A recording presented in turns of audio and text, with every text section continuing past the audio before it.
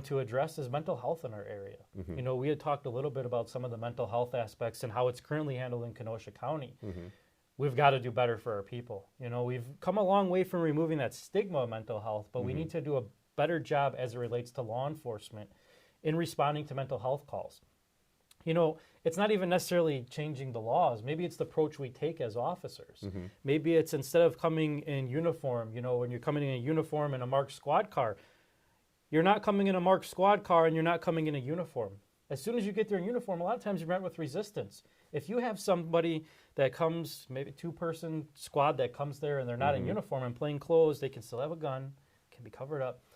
Somebody's more likely to talk to you. You can have that dialogue. We can have a situation that could potentially turn, you know, tragic into something where we can get somebody help.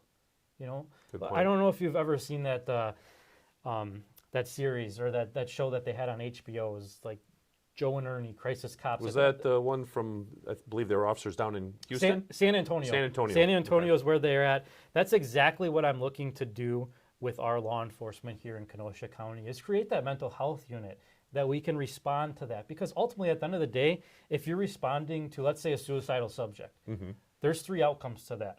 One, they're going to take their own life, right?